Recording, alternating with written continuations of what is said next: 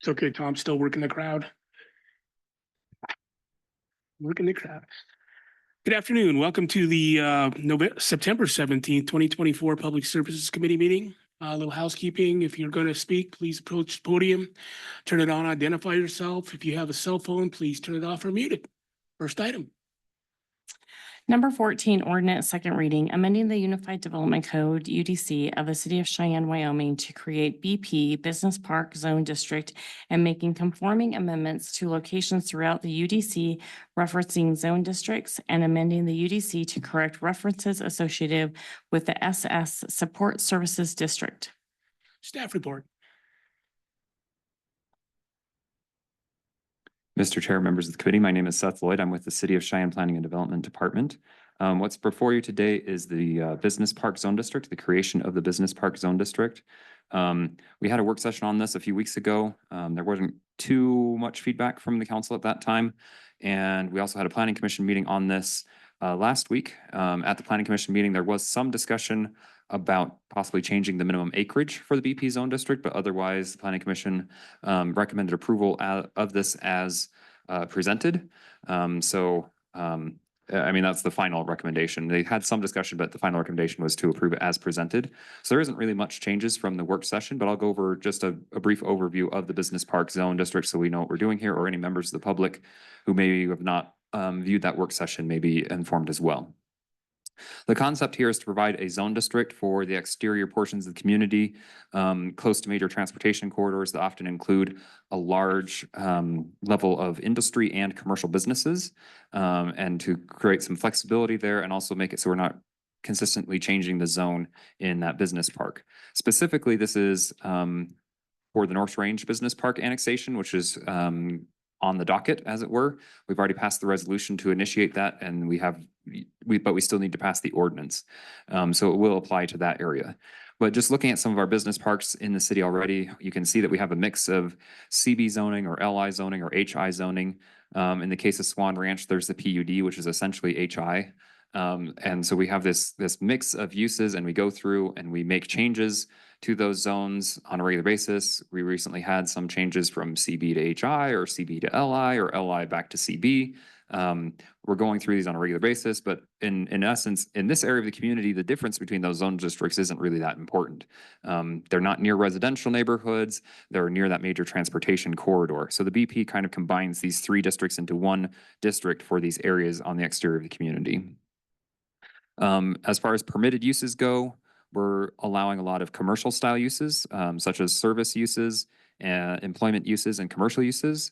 We're also allowing a decent number of our industrial uses, or our lower intensity industrial uses, I should say, and various public uses as well. For conditional uses, we do propose allowing residential in a mixed use atmosphere, assembly such as churches or nonprofit meeting halls and schools and university extension type buildings. We also would allow by conditional use some storage areas or outdoor sales and some of the heavier industrial type uses. As part of this amendment, we have included a definition for caretaker unit. Occasionally these industrial users out in these business parks like to have a staff member who can live on site or visit the site and use the site as kind of a hotel room type space.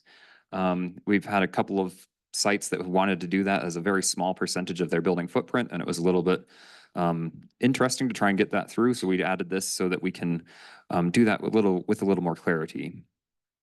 As far as lot standards go, it's largely it's kind of a mix between our commercial zoning and our industrial zoning. HI allows 90% coverage. CB and LI both allow 25-foot setbacks. HI typically has a larger setback. We did include in there a internal setback if it's adjacent to a zone that is not BP. So that is a larger setback. And of course, there will likely be a landscape buffer as well.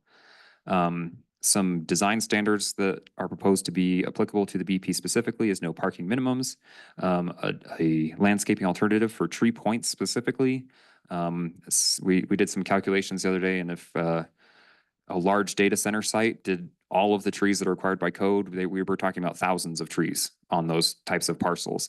So reducing it to make it a little more targeted in terms of our landscaping in these large scale business park areas. In urban areas such as Delrange or downtown, or near downtown, some landscaping might be a little bit more appropriate, but the landscaping code kind of is a little bit more difficult to work with when we get to these large parcels on the edge of town. We've provided an alternative for outdoor storage. So instead of having a level 3 landscape buffer, it's basically just putting in a solid wall or fence between the street and the storage area. We've also included a level 2 landscape buffer if this zone district ever becomes adjacent to a residential zone district. There is an element of signage in here. There was a request to allow larger than normal neighborhood identification signage. Most in our code right now, we do allow neighborhood identification signage, but usually that's thinking of, you know, little monument at the entrance to a neighborhood, kind of like the sign on the left. But when we're talking about a business park, a little monument, tiny little monument like that doesn't necessarily work as well. So we usually look at much bigger signs.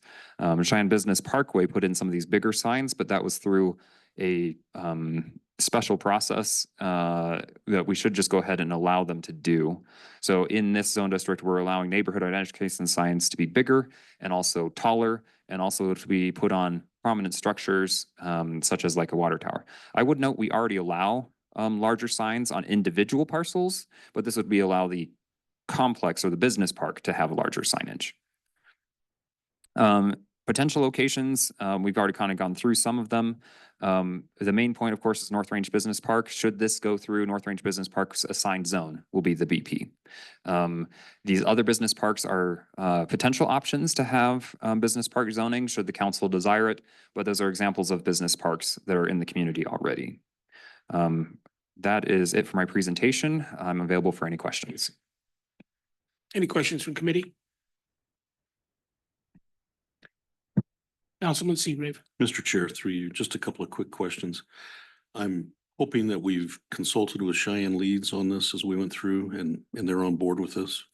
Mr. Chair, through you, we did a lot of meetings with Cheyenne Leads. They were kind of actually the impetus behind the zone change. So we went back and forth on a few items, but largely this is a leads generated, as it were, based on the PUD that exists in the Leads North Range Business Park. Is this emulated after other communities? Are we looking at other communities that have been successful with this, or is this? This is largely homegrown. We're looking at that North Range Business Park out there, and looking at how, you know, they don't have to do zone changes. And we've been talking about how internally, how we have to do all these zone changes for some of our other locations. And it just seemed to make sense. We didn't really look at other communities to do that. How about some of our companies, like some of the companies that put together these business parks? Have they commented at all? Have you heard from anybody? I have not heard from anybody specifically. I would assume that Leeds has been in contact with some of their business park, especially those within their business park, especially the North Range Business Park, because it's going to directly affect them. But that we ourselves as city staff did not get in contact with those business owners on an individual basis. No. Thank you, Mr. Chair. Any further questions from committee? Okay, any public comment? Public comment. Hearing none, may I have a motion? I have a motion, a second. Any comments or questions from committee? Comments or questions? Hearing none, all those in favor signify by saying aye.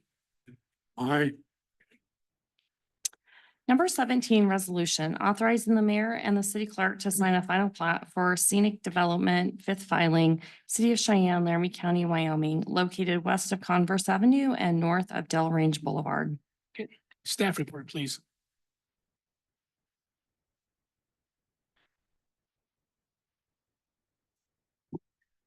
Chair and members of the committee, Connor White, Planning and Development Department. The parcel of land is located west of Converse Avenue and north of Delrange Boulevard. The applicant is requesting approval of a final plat for roughly 8.8 acres of land. The proposed plat would combine 3 lots into 1 lot for multifamily development. This plat proposes extending East Carlson to the edge of the plat. Connect 2045 has multiple roads running through section 20. Connectivity is currently lacking in the area. Connect 2045 has the road extending northward from Cutoff Road to Routier cutoff road at Rutare intersection, going northward to the west edge of the property. If the alignment is the optimal alignment for the street network, then the plat should dedicate that half of the street on the west edge. However, the master transportation plan is being looked at and reviewed by the MPO, the city engineer, and then the property owners within the area. The current block is excessive in size compared to regulations for the area. Even if the street was or were to be located on the edge of the development, heading to the closest possible connection point to the south, the block perimeter would be over 2 miles in length, which is 3 times the maximum allowed by the UDC. But due to these existing conditions, an exception to block size is recommended. Council did recently approve the annexation and the zoning for this proposed platted area. Planning Commission did hear this item at their September 3rd, 2024 meeting and voted to recommend the governing body approve the application with the following exception and conditions.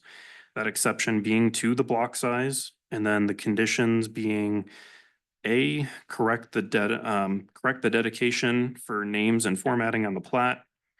And then B, dedicate the existing street adjacent to the development as shown in the current configuration of Connect 2045, or submit an update to Connect 2045 to reflect the changes in the street network for section 20 as being discussed or proposed by the owners in the area. And C, provide a pedestrian easement along the east side of the plat. Staff does recommend approval of this as well, and I do stand for any questions. Any questions from committee? Mr. Chair, Mr. Seagrave? let's start with condition 2C, the pedestrian easement on the east side of the plat. I don't think I understand that. What are we trying to do there? Chair through you, Planning Commission, that was actually a Planning Commission condition that they placed on it. What they're looking at is for them to be able to recommend the exception to block size. They felt that there should be some sort of connection to get pedestrians from East Carlson to the south. So they felt that this plat should create some sort of pedestrian connection that would run through basically that east side of the plat from Carlson down to the south edge of their property, where they would have to provide some sort of pedestrian sidewalk that would connect to the south, and then any development to the south of this property would have to continue that connection down to Rutare. Mr. Chairman. Go ahead. So right now you're saying build a sidewalk to nowhere? I mean, there's nowhere to connect it to? Is that what we're asking them to do? Mr. Chair, through you, that would basically be what they would have to do with that condition. Mr. Chair, if the road, and I believe it's Rutare, is not being built at this time, at some point when Rutare is built, wouldn't it have sidewalks and things adjoining it like other developments? So Chair, through you, so this, basically Rutare is to the south, it is built.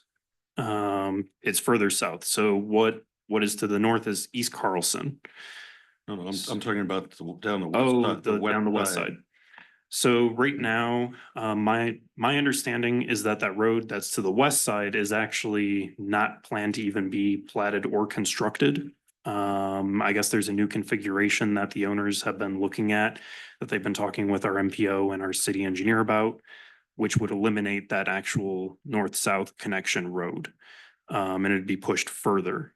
So that's where that road isn't currently being dedicated or looked at even being dedicated in the future. If it is to be dedicated, it should be dedicated with this plat, or at least half of it. So that's why, because there's alternatives being looked at for the Connect 2045 road network, with that road not existing, Planning Commission felt that there should be a connection somewhere within this middle of this block face. So we're asking them to put a bump out, if you will, on the west side that at some point would connect with this 2045 road. In other words, for cars, but it's not going to go anywhere today. It's just going to be there as part of the plan. Correct. Mr. Chair, through you. So if they were to dedicate that half of the road that is currently in Connect 2045, it would be on that west side, and it would be half of the right of way required for a future road to be built there at some point. But what the planning commission condition C is to actually, if they aren't gonna do that road, which is why there's also condition B, they either need to dedicate that portion or update Connect 2045. If they go with the update to 2045 and get rid of that road that's supposed to be on the west side, planning commission felt that it would be necessary to have some sort of other pedestrian connection splitting the block because of how long it is. Thank you. Any further questions from committee? Okay, public comment. Mr. Chairman, Kelly Hafner with Civil Works agent for the applicant. We did put together a little program to help explain some of the history, and it will explain kind of the easement and the road. Start the PowerPoint. I have a hard copy if you guys would like a hard copy of the presentation. I can provide. Sure.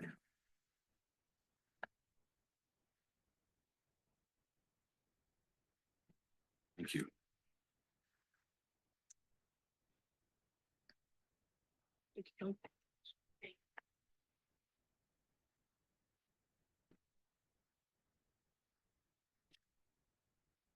Thought we would present it as a PowerPoint just on there. Oh, thank you.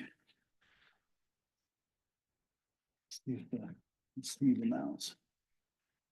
All right, thank you. All right. So Ridgeview Apartments, obviously, if anybody is not fully aware, it's behind the Walmart facility. And it started back in 2012. Many of you probably sat through some of the initial hearings on this thing, but in general, that's where we're at in terms of construction as of about 2 weeks ago. We can go to the next one. Or do I just press or? Okay. Yeah, go ahead and we'll move on to the next.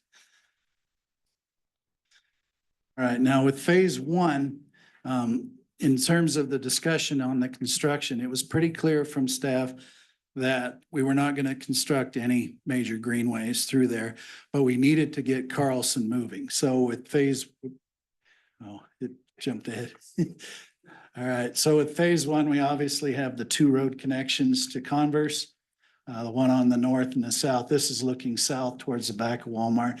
Then we have our first phase in there. Most of the project is oversized sidewalks. We're talking 8-footers. It's a campus look for the end. And we have multiple connections to the exterior. And then you can see on the south side of Carlson coming across, part of the discussion is if we put an 8-foot path on the south side of Converse, that would ultimately start to serve as a major pedestrian connection across this section, noting that there wouldn't be any greenway. So with that, we can go on to the next one. I have to credit Tom Cobb and the city engineering department for helping put together big group meetings and getting all of the Cole family after Mr. Cole passed, getting the rest of the Cole family that have ownership in this together to discuss what the long-term road networks were going to look like, what the Cole family expectations was, what city expectations were and so forth. And kind of the result of that is this map here. The meetings basically solidified that the diagonal crossing of the section with Carlson is really what the family would like. That was what's been going on, since the project started back in 2012. This right here where the yellow star is, that's the plat area that you're looking at now. Phase one is shown in there. So when this particular network, if we get the plat across, with this phase, it'll be about 50% of Carlson will be constructed. There's obviously the gaps in the middle to Rue Terre that are left, but it's quite a bit more than what people had would have anticipated years ago. But it does produce some large blocks. And with that, the Cole family on the north-south road, and I'll go to the two conditions that the owner would like consideration to remove. One is putting the road on the west side of this particular property. And we can move on to the next slide. No worries, but yeah, because obviously with the MPO plan, it shows route tear there. Now with the Cole family meetings on this, what their determination was is they wanted the diagonal to go through. That's a given. Now, the north-south roads, they would like more flexibility that those would be done with development. Now, granted that the city already passed the MPO plan, and what we're stating is in our condition here is that, yes, cutoff road can go through here, whether our plat goes through or not. It doesn't need to be on the west side of this particular property. And actually, if you see kind of the old winding tree line in there, that was the original Cabin Trail Road that the Cole family used up there. So that was even to the west of this side. So what we're asking is that condition not be considered because one, cutoff road, if it needs to be, could still be constructed through there. And it's not of a benefit or the Cole family. If you've ever negotiated for land with the Cole family, you get the roads sorted out right away. And so they were not asking for a road on the west side of this property either. So, and it becomes kind of something that I think what we were looking at is it'll be a Weaver Road if it doesn't continue to the south. Because I think as you'll see, as other development actions come in south of here, those will really set whether that road needs to come through or not. And this property owner, since they're a minor property owner in the thing, felt that rather than go through and amend the full land use plan, is that we can leave it intact. It's not compromised, and other development actions that are larger scale that are really impacted by cutoff road can determine if it needs to come through. Now, the next condition is obviously the easement was a fascinating discussion on there because I think some of the discussion about the pedestrian easement, and I'll show you a little bit. We can move on to the next one. On the pedestrian easement, when we looked at pedestrian access around here, we obviously on the exterior of this section, we have greenway around the perimeter. We have greenway next to the property on Converse. And on this section on the south side of Story. And then there'll be future improvements along Powder House. Those are your major ones. Now with the pedestrian 8-foot that we've done on Carlson starting on this project, really the intent would be because it's going to be a walking path towards the school. So we'll have a decent walking pedestrian path there. Now with the site plan that we had done for phase 1 and out of good faith, we did include a pedestrian connection south to the back of Walmart. And this is another one where I didn't think it would come to pass, but city staff did negotiate with Walmart and they did construct a pedestrian pathway that's in that corner. And if we move on to the next one, and we connected to it with phase 1. Is that the Kelly for that? Mr. Chair, correct. That is D. You can kind of see where we were at. We had cut the pathway there, and it's my understanding. Wow. I haven't seen it myself, but when they were out there in the field, they said Walmart had constructed that. So, but the part of that thing is that it's already in phase 1 and completely discontinuous with phase 2. And then Walmart doesn't have a reciprocating easement either, so they could pull that at the same. So part of what our statement is, we can go on to the last one, is that we've fulfilled the request for a pedestrian connection with the phase 1 part of the construction. That's shown down there in purple.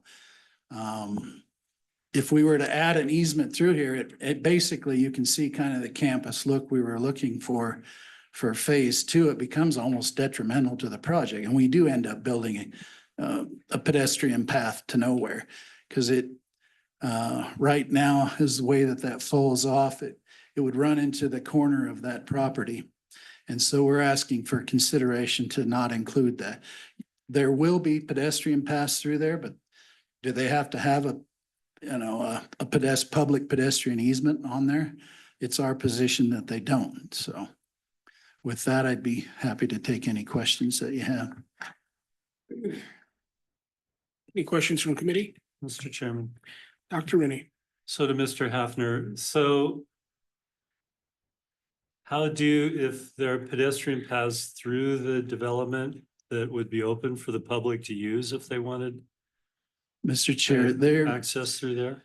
there are no pedestrian easements over there, but there are pathways through the But- property, so Right, and yes. I understand that there's Yes. not an easement. What the question is, because really that is a long distance from Carlson to the end of the phase two, and I understand, I've listened in on part of the discussions through the planning commission. So I understood their point. So I guess my question is, if we go along with the developer's requests and get rid of what the planning commission recommended, is there pedestrian access down through the development, whether it's walking through long paths in the development or through the parking lot, if people want to negotiate from north to south through there? If that purple line is connected basically to all the pathways through the development, if that's what, Mr. Chair, if that is the question. Did we plat easements over them? No. For the end, so, but, But the public would be allowed access through there. oh, Mr. I guess that would be maybe a question for the developer, but it would be, we're not I think fencing. the developer's behind you nodding his head. I'm not All sure right, if that's- yes. That would more or less be the intent, because we had a lot of discussion about who this would serve, and staff brought up, maybe there are employees that would rent here that would go down to work at Walmart. Obviously, if you're going to Sam's Club, it would be a bit of a challenge if you're gonna bring stuff back up, because there's a fair amount of grade difference between the two properties. So as we pointed out, it would take a pretty robust person to push a loaded shopping cart up there. Mr. Chairman, but eventually the area north of Carlson is going to be developed and those people may want That's access correct. through there. So I guess that's more where my question's headed. Well, Mr. Chair, the 8-foot pathways that we've done all external out to Carlson for the end that are part of the internal project. So it's, if you were to walk by there and think that it's inviting to the public and see the sidewalks in, yes, you possibly could take that. Okay, and the 8-foot pathway along the south of Carlson, the intent is to carry that all the way to Powder House? Mr. Chair, correct. The intent is, since you have the school on the south side of Carlson, that this pathway would be all the way across. So it would continue with at least our phase. So, Okay, well, Mr. Chairman, I guess, I just want to confirm that because as I said, I listened into the planning commission. I understand their argument. And there will be development to the north at some point. So if people don't want to have to drive all the way around to get to Sam's or Walmart, just want to ride the bike down for something quickly or walk down for something quickly, I want to make sure they have the ability to do that. Okay. Any further questions from committee? No further questions? Any other public comment?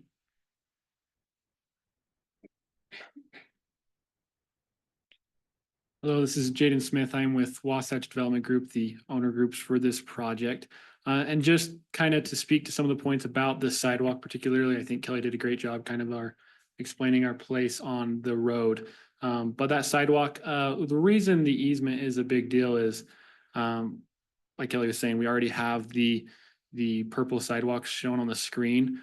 This allows us, without the easement, it's all private property, and it allows us to kind of be able to control a little bit more what's going on in there.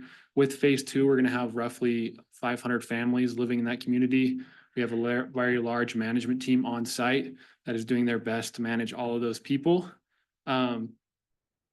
We're happy to have people walking through there, but if there is any sort of riffraff or things going on, we want that ability to still be able to control, manage those people, and to be able to help our tenants or our families that are living there on our property. So that's one of the reasons we would like to keep it as a private rather than a public easement there. Okay. Any questions from committee? Okay, thank you. Any further public comment? Hearing none, may I have a motion? Mr. Chair. I move to adopt with Planning Commission's recommendation 1, the exception to block size, and condition 2A, correct the dedication for names and formatting on the plat. Okay. Have a motion. Do I have a second? I'll second it so we can discuss it. A motion, a second. Any questions or comments from committee? Mr. Chairman, Mr. Seagraves? the reason I did not recommend 2C is the argument given by the developer. Clearly, it seems to me that on a day-to-day basis, if somebody wants to walk through the internal walkways, I don't think anybody's gonna. First of all, you're not gonna know if they live there or not, most likely. It's a large complex. But to require them to make a public easement for that and advertise it potentially as being a public right of way through the middle of their property, I don't think is reasonable. And dedicating the condition 2B, clearly, I don't think this developer is going to redo the Connect 2045, update that. It's not to their benefit. And we have no idea if that cutoff road will ever be built. So I don't know that we have to dedicate that at this time. So that is why I did planning recommendation 1 and 2A. Any further discussion for committee? Mr. Chairman, Sure. I think it is reasonable to ask for public access through there because they're adding for an exception to our block sizes. Which we try to keep somewhat standard and uniform throughout the city, so. I think we're granting them something and I don't think it's unreasonable to ask for something in return, and we're not asking for a street through there. We're just asking for a pedestrian walkway through there, and I don't think that's unreasonable. Any further questions or comments? Any further questions? I have a quick question, Kelly. The pathway that connects into the back of Walmart, does that begin on Converse? Can you access that from Converse? No, Mr. Chair, through you. I believe it's just the little pieces that are behind Walmart. I don't think there's a sidewalk around based on the site plan. Steph has the full site plan, but the pieces that I saw is just the piece that goes to the back of the Sam's Club parking lot and then crosses kind of their access way back there. But I don't believe it moves all Yeah, the what I way was through the wondering front. was from Converse over here, do we have along the backside and then down? No, in? I think it's. Oh, It's Unless just you're this. just walking in front of the apartments. Okay. Okay, thank you. Here's once you go out into their parking. Okay, any further comments or questions from committee? Hearing none, all those in favor of the motion signify by saying aye. Aye. Opposed? No, Oh, Okay, Mr. Chairman. I move to recommend that we adopt. no, we would have had to gone to an amendment before voting. So if we do that, we're gonna have to, on Monday night, when I recommend, then we can go to an amendment then. Is that right? You could reconsider.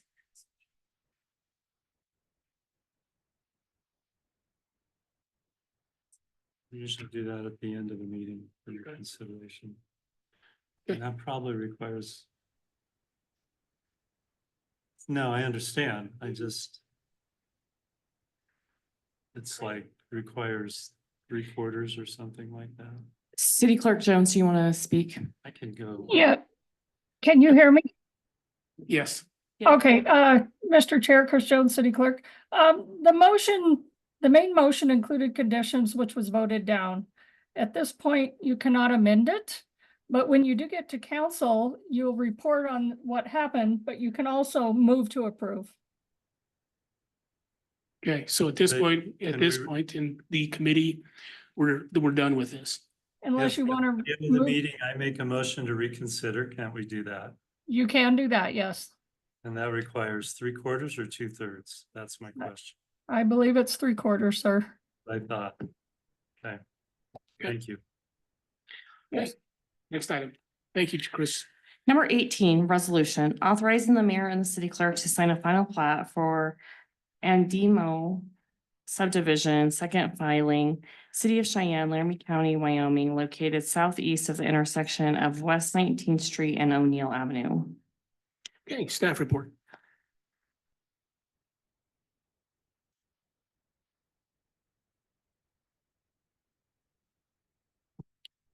Chair and member of the committee, Connor White, Planning and Development Department. The proposed plat is located southeast of the intersection of West 19th Street and O'Neill Avenue. The applicant is requesting approval of an expedited final plat for roughly 1.05 acres of land. The proposed plat would combine 5 lots into 1 lot for multifamily development. A conditional use for urban loft development was approved by the Board of Adjustment on July 18th, 2024. The property is zoned CBD, Central Business District, and is designated the same on the future land use map. Within the CBD future land use designation, does encourage freestanding residential types of development on the downtown fringe, which this property is. While the plat does propose vacating a portion of the existing alley, the vacation will not have an adverse effect on the connectivity of the area. And the proposed lot would be buildable within the CBD zone. Planning Commission did recommend approval of this expedited plat with 2 conditions. One being prior to governing body approval, a letter with all utilities signing off on the vacation of the alley be provided. I will note that the applicant has provided a few of those letters. It is my understanding that they may request to change that phrasing to be prior to signing of the plat, which staff would be fine with if council did decide to change that condition rather than prior to governing body approval, being we do have 2 of the 3 that we're waiting on. So just keep that in mind. I believe the applicant is going to request that. And then the second one being prior to recording, have the land ownership and owners listed on the face of the plat match. The reason we have that condition is currently the owner signature on the plat does not match the owner of the land, as I believe that will probably close and change prior to signing, should this plat go through. So staff does recommend approval. I am available for any questions. Any questions from committee? Mr. Chair, Mr. Seagrave. I believe this property was originally, or not long ago, was a parking lot for a brewery in the neighborhood. Am I correct there? Mr. Chair, through you, it was a parking lot, but not a legal approved parking lot. Yeah, I thought it was, and my recollection is when that license or when that was approved as a brewery, they were required to build a parking lot. Is that not true? Mr. Chair, through you, I don't believe so. I did actually, back when we were having issues with and finding out that it was being used as a parking lot, we did look through the records. They were actually approved with not having to have a parking lot. It just turned out that they owned that piece of property and started using it as a parking lot. Thank you. Any further questions from committee? Do we happen to know how many units we're gonna put on there? Are they going to build? Mr. Chair, through you, I believe it is 100 units. And it's gonna be how tall? 5 stories, I believe. Okay. The first floor will be parking. Okay, Mr. Chairman, we do have Director Bloom with his hand raised. okay. Director Bloom, would you like to? Yes, Chair, members of the committee, Charles Bloom, Planning and Development Director. I just want to clarify the activities around the parking lot. Initially, when the development came in for review, there was no parking required, but there was a discussion with the Blacktooth owner as to what would be required if a parking area was built, and that would have been development of a parking lot with pavement, with sufficient landscaping and ADA accessible spots. After discussion, they had elected not to develop that site as a parking lot. They had a vision for developing it with a different use in the future. Over time, it did become a parking lot, and we had received some complaints from some neighbors at a time for vehicles parking there. and enforcement action was initiated on that property, where there was an agreement that they were given a temporary, they're able to temporarily use that for parking for a short-term period. So that's where that was. It was not approved, and there was the expectation that if it were going to be permanent, it would be improved to parking lot standards that you would see associated with other developments around the community today. So I want to provide that clarification. Thank you. Any further questions or comments from committee? Mr. Chairman, Councilman? so seeing as how this is in the business district, what's the difference between what would be required, for instance, at the previous development we just talked about in terms of parking and what's conceived of here? So if you got 100 units, what's the methodology to determine the number of parking spaces that would be required? Mr. Chair, through you, because this is zoned, basically our central business district, our downtown district, they have no minimum parking requirement. They can either provide no parking or as much parking as they would like. I guess we do have a maximum that we'd probably have to look at, but they don't have a minimum parking requirement.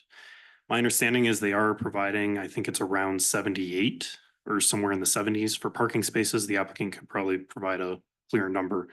But they would not actually be required to provide parking. They're choosing to provide parking. And choosing in what sort of a commitment? I mean, if we approve this plat, that's the approval basically of the concept this developer is bringing forward, correct? This plat would allow them to move forward, Chair, through you, this plat would allow them to move forward with their current concept. They have submitted a site plan to our office. So that is currently under review as well, which does show the parking. Granted, yes, they technically could remove all that parking if they chose to. But that would be up to the developer if they want to choose not to provide parking. That certainly concerns me, Mr. Chairman. Thank you. Okay, thank you. Any further questions from committee? Any public comment?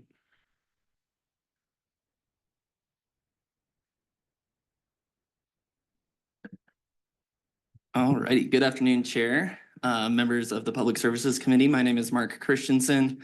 I am with AVI and representative for the applicant. So yeah, the item before you is to consolidate the lots for a multifamily development. The reason that it needs to come before the city council is due to the alley vacation. If this were a normal lot consolidation, it could be done administratively, but with the alley vacation, that requires the city council approval. I believe we would ideally like to see the entirety of the alley vacated. However, due to some due diligence timelines, that sort of thing, getting the neighboring properties to sign off on the plat, that required us to move forward with this current concept. As staff had mentioned, we would like to revisit the condition that the utilities provide a letter prior to the governing body approval. We do have a normal monthly meeting with the different utility providers in the area, so they are all aware that we are looking to vacate this alleyway. However, we have received those letters from Black Hills and Lumen thus far. We are just waiting on a letter from Spectrum. We do believe that we could get that provided soon. However, we would, rather than potentially being postponed, rather have that be provided to the planning department at the time of the plat signing. In addition to some of the discussion that has gone on, with it being zoned with the central business district, that does not have any required parking. If the applicant were looking to do the same complex, not vacate the alley, consolidate the Blacktooth lots, build a 7-story building, there would be no parking in question because it is zoned central business district. So the item before you is pertaining to the plat consolidation, not necessarily the zoning requirements. And with that, I'm available for any questions. Any questions from committee? Questions from committee? Any? Guess not. Any further public comment? Further public comment? Okay, hearing none, may I have a motion? Move to adopt. Second. So a motion and a second. Any questions or comments from committee? Mr. Chairman, Go ahead. I understand my colleagues' concern about parking, but if you look at the aerial photograph provided on those 4 block faces, there are only 3 cars parked there. So I don't know that, I mean, it seems to me there's also ample on-street parking that's currently being unused, so that doesn't bother me so much.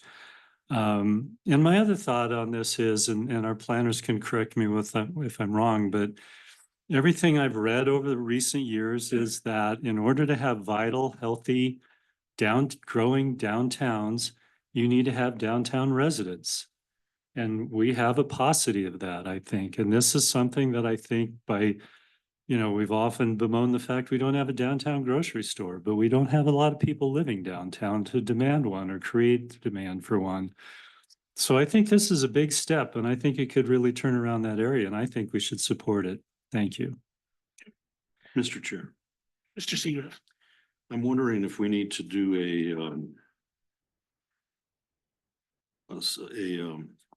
a different motion to consider item 1 and 2 and maybe changing the wording on item 1. We could make a substitute Or an amendment. or an amendment. I believe the language they were requesting for item 1 is prior to plat signing, comma, a letter with utilities signing off. Am I saying that correctly? Yes, we're getting the head nod. Prior to plat signing. And then I don't think they have any issues with number 2, prior to recording, have the ownership cleaned up. So do we need to do a We substitute? probably need to do an amendment. I'm sorry, I intended to include that in my motion and did not, so. You want to do it? You want me to do it? If you'd like to go back and make a friendly adjustment to your motion, we could do that. One of our city attorneys years ago told me we couldn't do friendly amendments, that we actually had to. Mr. Chair, I'd like to do a substitute. Go ahead. I move to approve with Planning Commission recommendation, changing the wording on number 1 to prior to plat signature, comma, a letter with all utilities signing off on the vacation of the alley be provided. And Planning Commission recommendation number 2, prior to recording, have the land ownership and the owners listed on the face of the plat match. Second. So I have a motion and a second. Do I have any public comment? Public comment. Hearing none. All those in favor of the amendment, please signify by saying aye. Aye. Okay. Well, we're back on the main motion. Any further comments from committee on the main motion? Hearing none. All those in Mr. favor? Chairman, Oh, go ahead, Councilman. I'm not sure, maybe some of the staff could enlighten me as to when the central business district zoning was created. How far back does that go?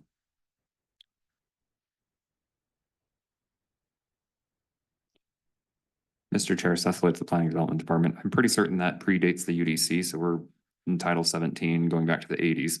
But we do have some historical files that I can look up. It might take me a moment. Would you be okay if you provided that before the council meeting? Yes, but I'm making a point here. I believe that zoning goes back much further than the 80s.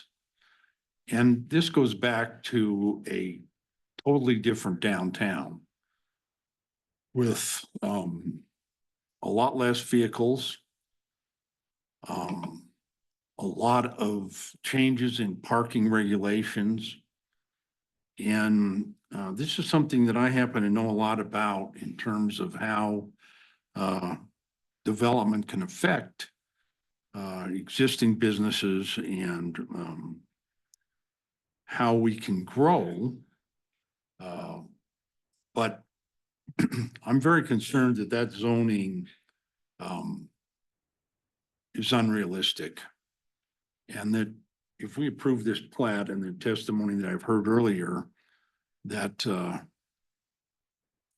developer might provide some number of parking, 100 units in this area is a colossal change in my opinion.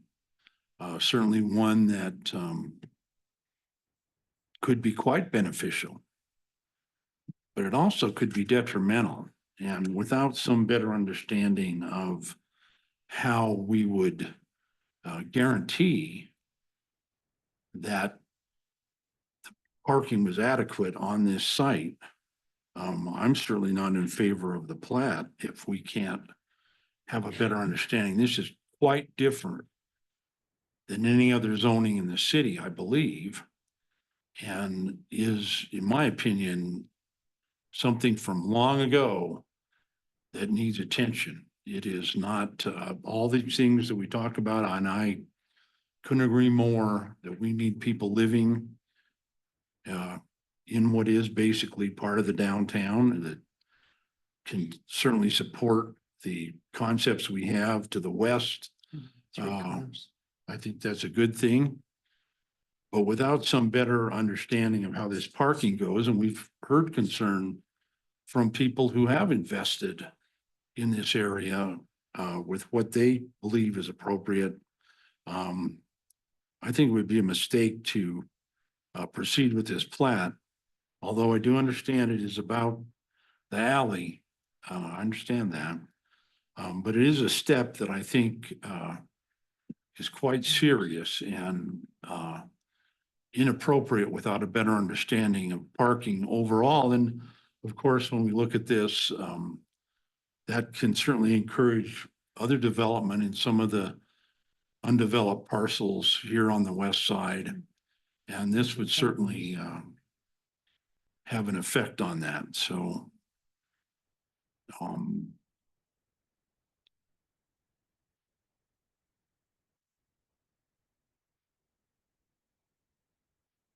Any further comments from committee? Or Mr. Laborn, were you finished? well, Mr. Chairman, I just would point out that this zoning seems to be lost in the midst of time and goes back quite a ways to another era, an era that was quite different in terms of the number of vehicles, the number of people associated with 100 units. They might have 2 cars. The street parking just is inadequate. Thank you. Thank you, Mr. Laborn. Any Mr. further Chairman. comments from committee? Dr. Rennie? Perhaps if the staff can look up, when we did, I think Lotus Apartments, the ones that were done by the Deneen's in the area. I don't think we required any kind of parking for those either. So Oh, the Lotus Townhouses? thank you. Yes. So I don't know if you can, between now and Monday, maybe see if there was any parking requirements attached to the Lotus Townhomes. Any further comments or questions from committee? Oh, we're on the main motion, so all those in favor signify by saying aye. Aye. Opposed? No. Okay. Next item.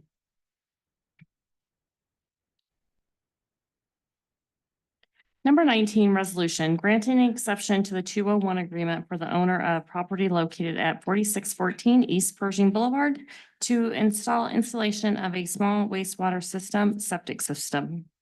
Okay, do we have a staff report?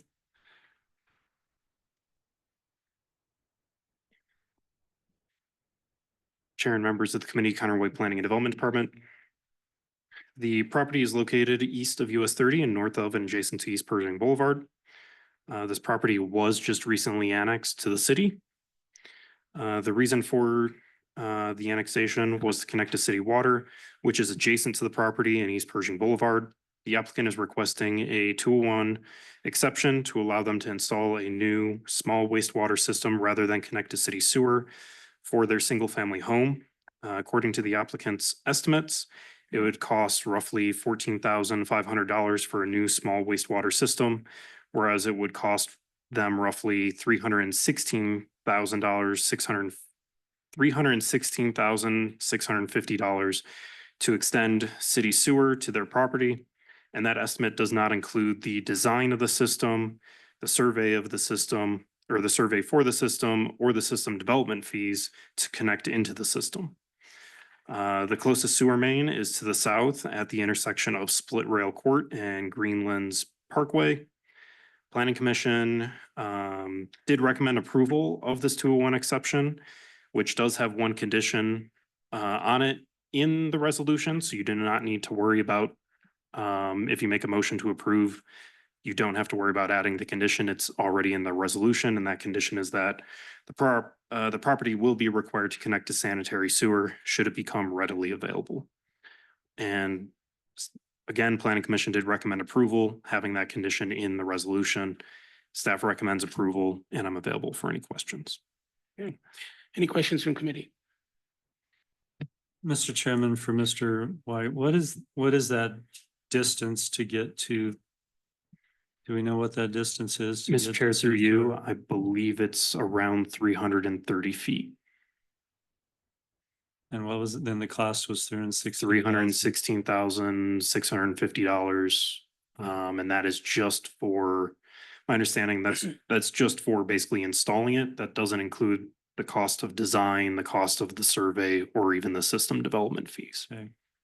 And Mr. Chairman, can we ask Mr. Strong if he thinks that's a reasonable figure for that length of sewer line? Through you, sir. I believe I actually helped prepare that cost estimate. If you could identify sorry. yourself. Frank Strong with the Cheyenne Board of Public Utilities. Yes, that is a reasonable cost because of the Pershing Avenue and with the requirement to extend to the limits of their property so the next person could connect. So yes, I do believe that's a reasonable cost. Okay, thank you, Mr. Chairman. Mr. Seagrave. I have a question Frank? for Frank. Do you remember the last time, or if there ever was, a 201 exception for a residential property like this? Through you, sir. I know there have been some in the past. I do not recall the most recent one. Okay, I don't remember any. Thank you. And just a quick question, Mr. Straw, how do we get water over there but not sewer? Water was actually, there's a 12-inch water main through you, sir, sorry. There's a 12-inch water main that was extended out for Saddle Ridge. And that's why there is water available to this area, but no sewer. Okay, thank you. Okay, any further questions for Mr. Reed, Frank? What did Saddle Ridge use for sewer then? If we had to take water to them, but not sewer. Sewer actually goes, if I remember correct, it goes out towards this southern side to the south of Saddle Ridge, but this was, they had to come clear to US 30 to get adequate water capacity. There's actually a 12-inch line that runs down Pershing, and there was a 12-inch line that came in on the north side of Saddle Ridge to meet their water demand. I can be happy to provide you maps if you would like to before the city council meeting. I'm good. Thank you. Okay, any further questions for BOPU? Thank you. Okay, any public comment? You approach podium and identify yourself. Good afternoon, sir. James O'Connor. I'm actually the owner of this property. And I just wanted to put a face to actually this request and just give a little bit of background. This is about a 3-year process. We bought the place in early 21. And then within about 4 months of buying the place, our septic system ended up backing up on us. And it did multiple times. We had it pumped out multiple times. And that began the process of what is concluding here. Starting with working with sewer companies, contractors, trying to figure out if there was a simpler way, obviously, instead of going through all this hassle to fixing it. And all those came to a dead end. We weren't able to come up with a better fix. And like I said, multiple backups into our basement coming through our laundry room and bathroom. So I just come before you today, asking for a reasonable request. I don't want to spend close to $500,000 to fix this place that is not worth that much if I were to sell it. And I do believe I've worked with BOPU to get a reasonable solution here, along with environmental health to well, that has led to annexation, which we have accomplished already, and then also putting in a small leach field. And yes, there's water that we're able to connect into, but and we had to do that in order to negate my well and take my well, which was the only well within 100 feet of the proposed location. So that's kind of how we've come to this process of both annexation and then also the 201 request. So And I'm here for any questions if you guys have it. Any questions from committee? I guess my question is, what have you guys been doing in the meantime? So it's a 3-bedroom house, which should support 6 people. We had 3 people living in it since it is, at the time. Since then, I've gotten rid of that 3rd person who's living with us. So it's just my wife and I and my 2 kids. And so there's just 2 adults, on it. And we've just been reducing the amount of flow going into the septic system has been our plan to survive through this, like the last 2 years. Short showers, less, and just spreading out the times we do laundry and things like that. So by getting rid of the 3rd person, you're gonna put them under the new leach field? No, sir. Okay. Just checking. Okay, any further questions? In that septic tank. Okay, any further Thank you. questions from committee? Thank you. Okay, we have any further public comment? Mr. Chairman, we do have Jack Studley with his hand raised. Mr. Studley?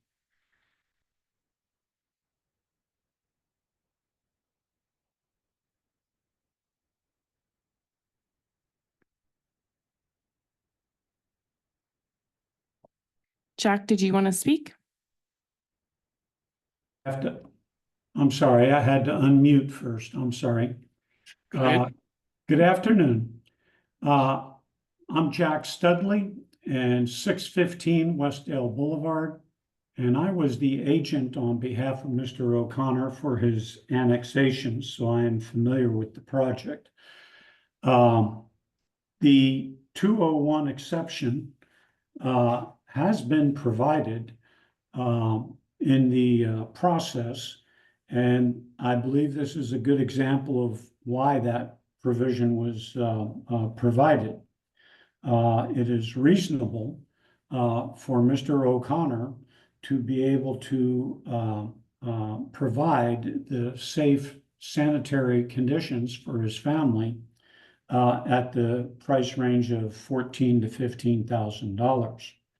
It is unreasonable, I believe, to have him be responsible for a $300,000 to $400,000 investment that may or may not come along in the near future. Also, the exception requires that Mr. O'Connor would in fact participate in a legally or would participate with his share of an improvement district if that were to develop in the coming years. So then doing a cost analysis of what might be his responsibility in the future versus his immediate responsibility, I think it more reasonable that he be required to, or be allowed to produce or repair his or replace his current septic system. And he is taking the risk. Next year, all of the neighbors might be having a problem, in which case then perhaps an improvement district would be developed. And his participation in that would then, of course, be a financial loss for him with the investment that he's proposing to make now with developing his sanitary septic system replacement. So I think what he is requesting is reasonable and in compliance with the exception requirements. And I believe I would encourage the council to in fact approve this measure as submitted. Thank you very much. If you have any further questions of me, I'm available. Thank you, Mr. Studley. Any further questions? Okay, any further public comment? Just hearing none, they're seeing none, may I have a motion? Move to adopt. Second, I have a motion and a second. Any comments or questions from committee? Mr. Chairman, Mr. Seagrave? I've made it pretty clear throughout this process that I'm opposed to this, and here's the dilemma we get into. You know, the first person in an area like this always seems to take the hit. there's apparently no effort amongst the neighbors to create an improvement district. So if we approve this today or Monday, and 6 months from now, the neighbor across the street has a similar issue, there's still no effort, certainly not by Mr. O'Connor now, to have an improvement district. So then we'll probably end up approving an exception across the street. And then a year later, the neighbor to the east will have a similar situation. And pretty soon, we've replaced all the septic systems. We've never solved the original intent of eliminating septic systems within the city limits. So once you start down this trail by making an exception, there's little or no effort needed by the other folks to create the district to do the installation. So our obligation to the Environmental Protection Agency is to eliminate these in the densely populated city area. And so based upon that, I will continue to be a no. Thank you. Thank you. Any further comments from committee? Mr. Chairman, Dr. Rennie? I cannot disagree with my colleague from Ward 2 on this. He raises some really valid points. And I think, obviously our long-term intent is to not have septic systems within the city.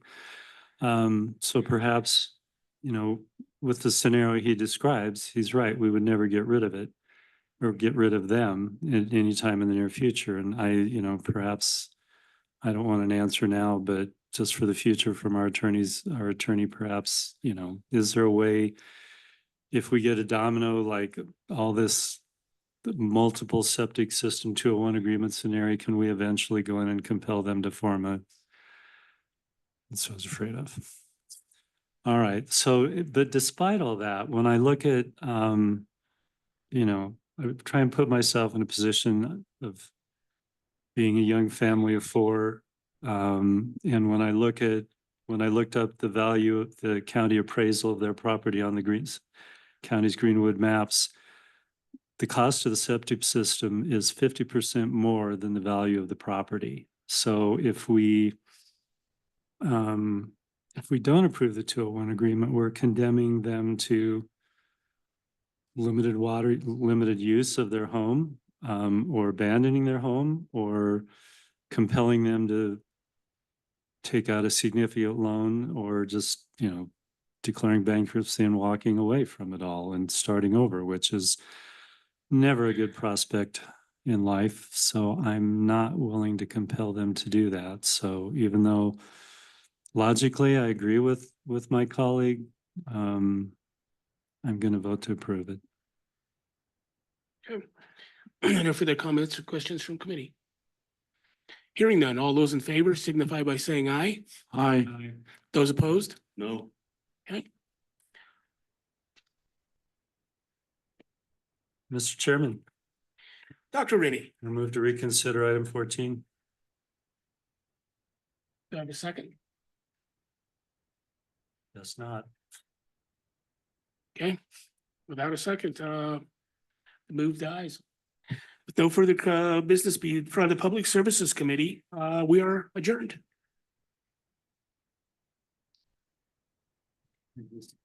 We'll figure it out.